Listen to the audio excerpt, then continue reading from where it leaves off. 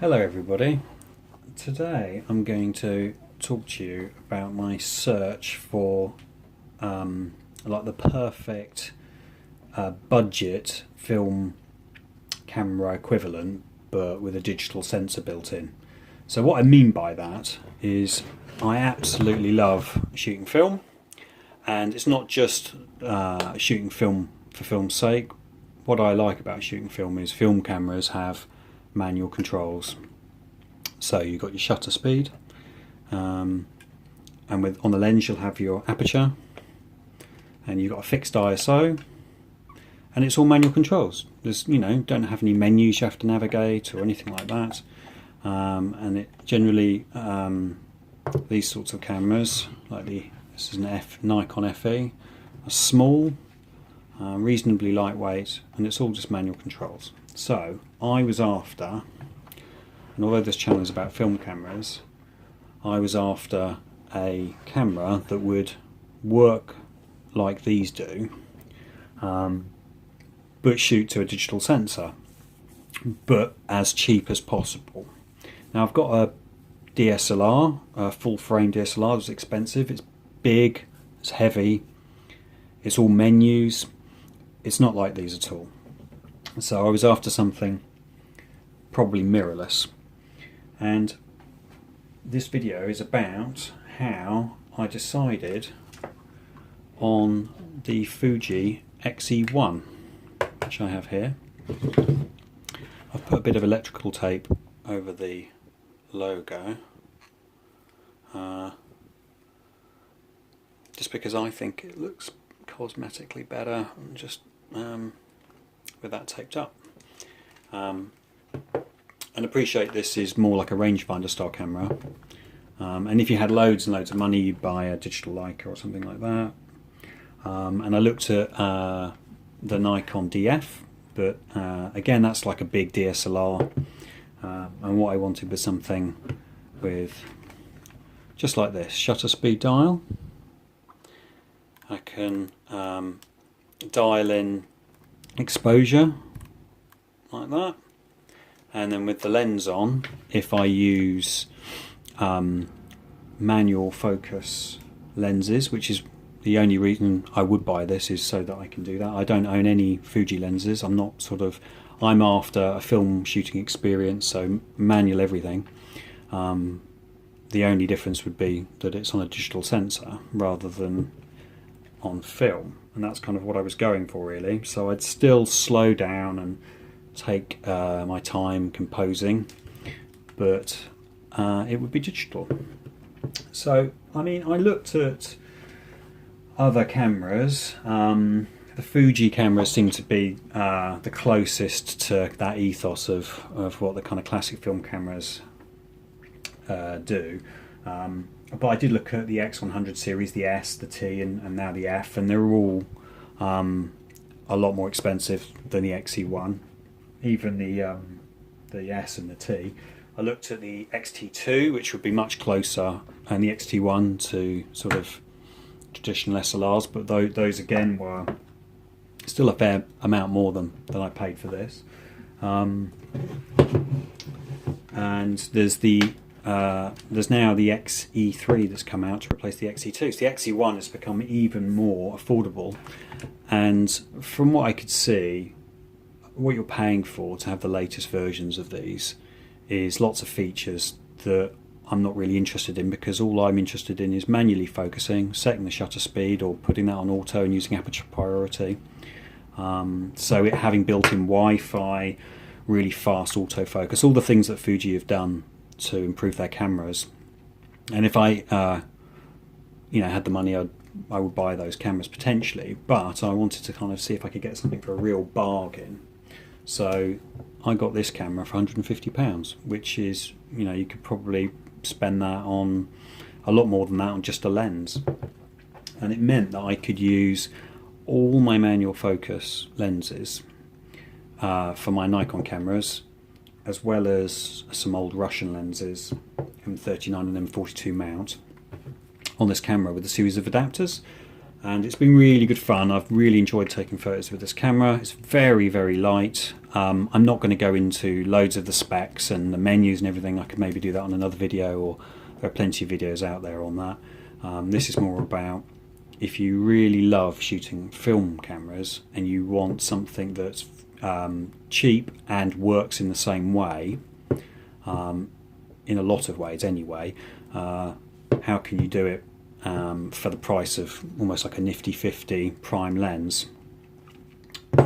So after getting this, the first adapter I got was this one, which is a K&F concept adapter, M42 adapter, and that meant I could mount the Helios 44M 58 f2, 58mm f2. So you just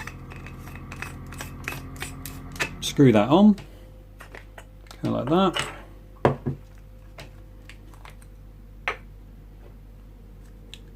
Line up the red dots,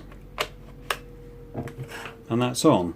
And this lens, if you're into your film photography, is quite famous for having swirly bokeh. It's got quite a unique way of making sort of swirly backgrounds. So I was quite keen to be able to still use this lens, but not have to shoot film, and not have to. I mean, and I've got adapters for my big DSLR. But the whole kind of point of this was to still try and keep it fairly small and similar in experience in terms of the manual dials to shooting with either of these two cameras. So this was quite good fun. This is just a straight adapter. There's no glass in here, so it's no longer 58 in a way, because you're using the smaller sensor. I think it's got sort of 1.5 crop factor, so you're kind of using the middle of the glass to an extent, but it's been great fun. And using the camera, you can, if I turn it on, you would manually focus on the lens. I think this one's got a minimum focusing, but I'll manually focus on the lens there, and then you just take the shot.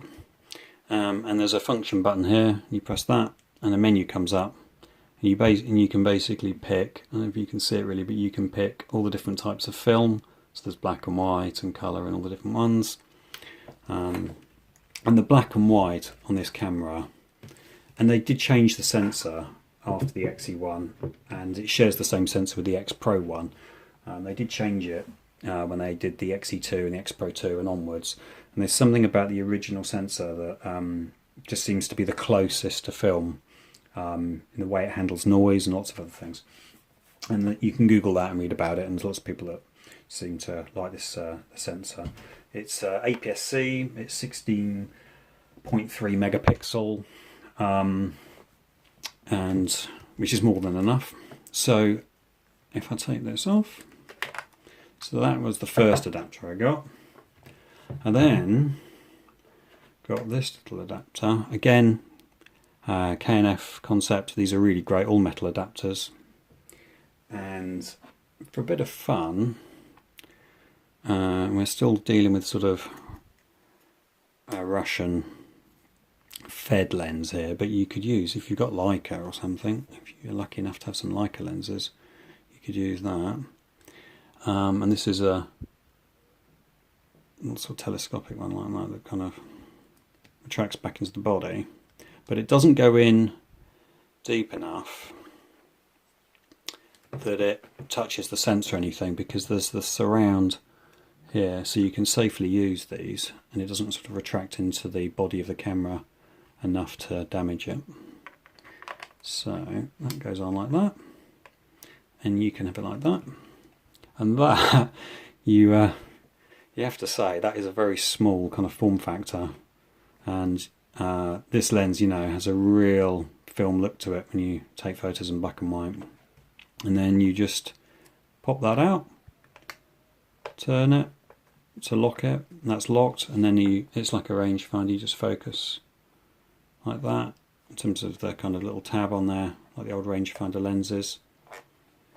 And that's been really great fun to use.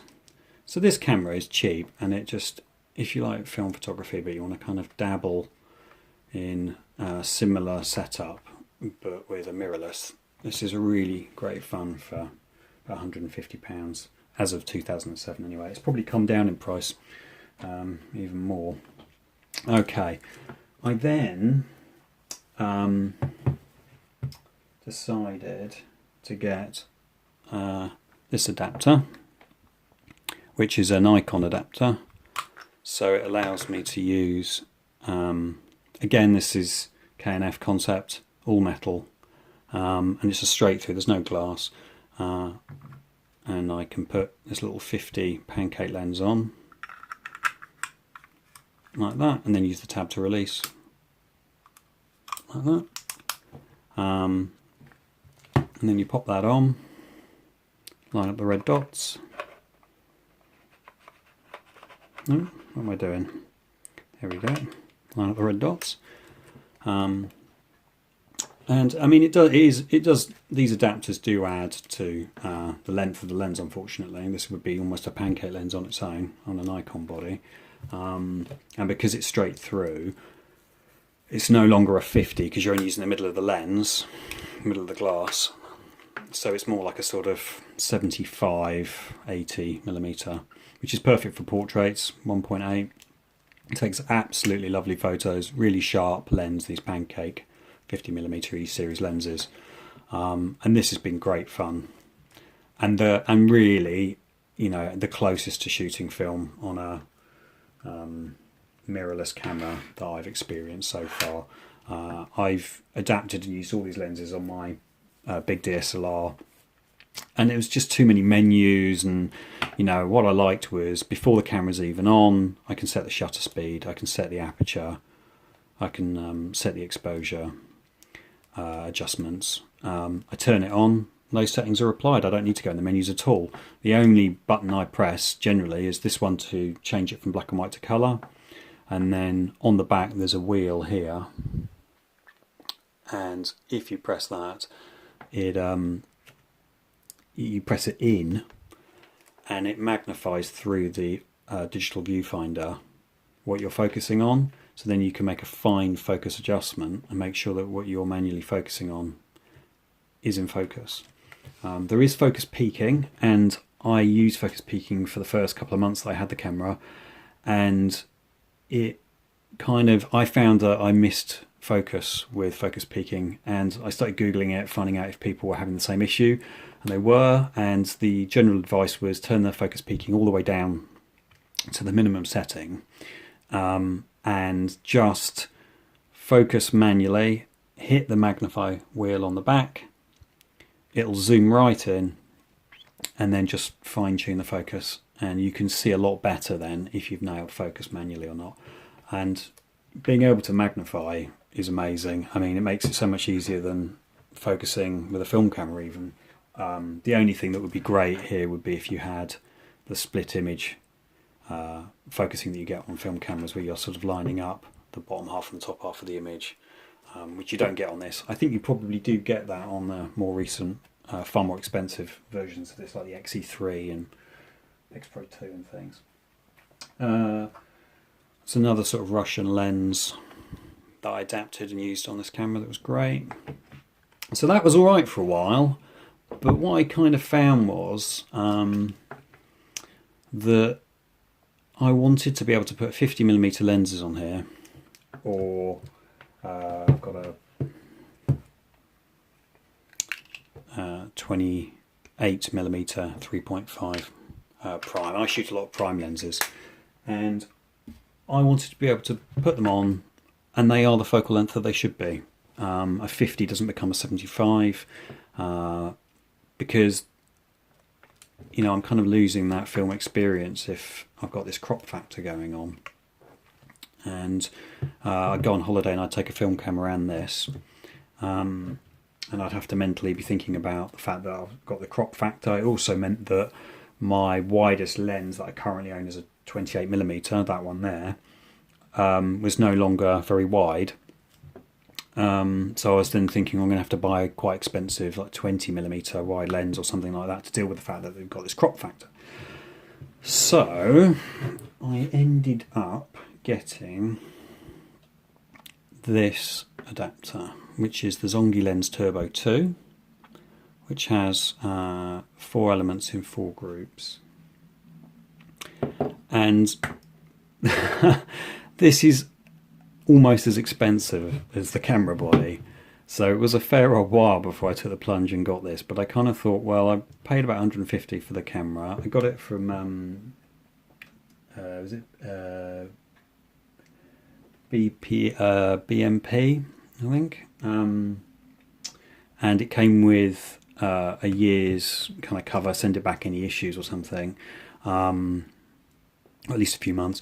And I thought, well, I've got that, I get this, and it means that I can mount all my Nikon prime lenses and my zooms on this camera, and they retain as close as possible their correct focal distance. So 50 stays a 50, etc. And that kind of then made this almost, for not huge amounts of money, the closest I was going to get on a budget to a kind of film camera, really, but digital.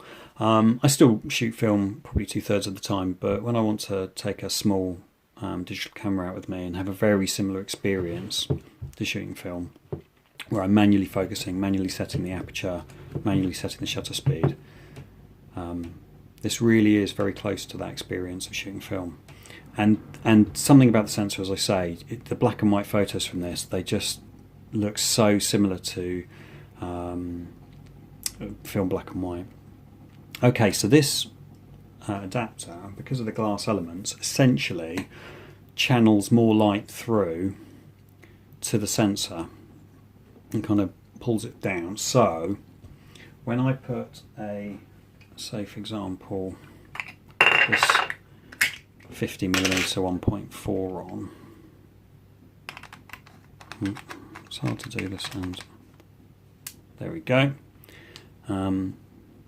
It retains essentially a 50mm focal length, but because it's channeling the light that's coming through kind of almost to a point on the sensor to retain that focal length, it actually gives you an extra stop of light. So 1.4 lens, which is pretty fast lens in low light anyway, becomes something sort of like a 1.1. Now, I kind of had a look online on their website, and it says that it increases the angle of view by 0.726. So it makes all your lenses a little bit wider than they are, which is actually great. So this 28, as this 28, becomes just a little bit wider. It's not noticeable. I feel like I'm shooting 50mm on here. It's probably more like sort of 45, something like that, because of that 0.726 increase in the angle of view. And having the extra stop of light, suddenly all my lenses sort of are faster and feel almost like more expensive glass. I think it was really worth the money to get it.